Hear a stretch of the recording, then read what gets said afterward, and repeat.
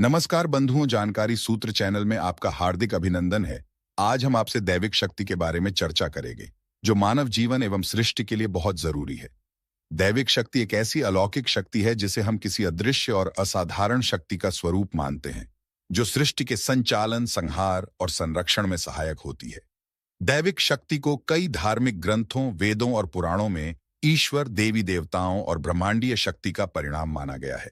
यह शक्ति किसी एक व्यक्ति या स्थान तक सीमित नहीं होती, बल्कि इसे संपूर्ण सृष्टि में व्याप्त माना जाता है। दैविक शक्ति के विभिन्न रूप हैं। संरक्षण शक्ति, इसे पालक शक्ति भी कहा जाता है। यह शक्ति जीवन की रक्षा करती है और सृष्टि में संतुलन बनाए रखती है।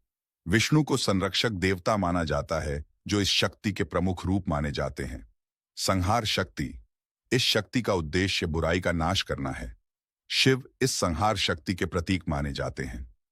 यह शक्ति संतुलन के लिए विनाश को आवश्यक मानती है।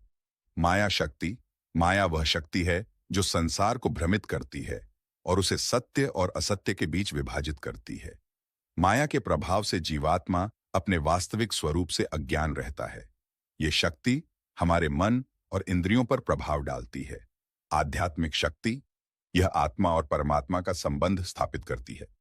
ध्यान, साधना और योग के माध्यम से इस शक्ति को जागृत किया जा सकता है। ऋषि मुनि और साधु संत इसे आत्मसात करते हैं। भक्ति शक्ति, यह शक्ति श्रद्धा और विश्वास के माध्यम से देवी देवताओं और ईश्वर के प्रति प्रेम, समर्पण और श्रद्धा को जागृत करती है। भक्ति से व्यक्ति में दिव्यता का विकास होता है और वह ईश्वर के निकट जाने का प्रयास करता है। धार्मिक साधना और ध्यान के माध्यम से व्यक्ति अपने भीतर की शक्ति को पहचान सकता है। इस शक्ति को जागृत करने के लिए नियमित साधना आवश्यक होती है। मंत्रों का जाप और पूजा पाठ के माध्यम से व्यक्ति दैविक ऊर्जा को महसूस कर सकता है और ईश्वर के प्रति अपनी आस्था को प्रकट कर सकता है।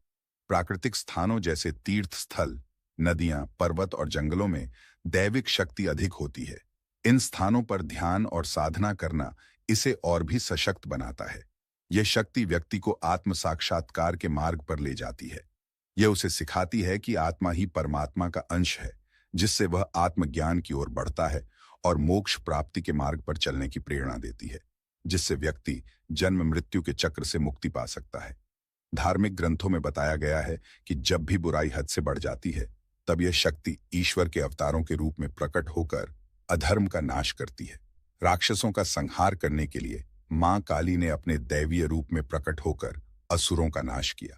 दैविक शक्ति का उद्देश्य अधर्म का विनाश और धर्म की स्थापना करना होता है।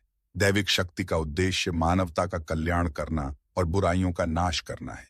हर धर्म में इस शक्ति का महत्व माना गया है और इसे पाने के लिए साधकों ने कठिन तप और साधना की है।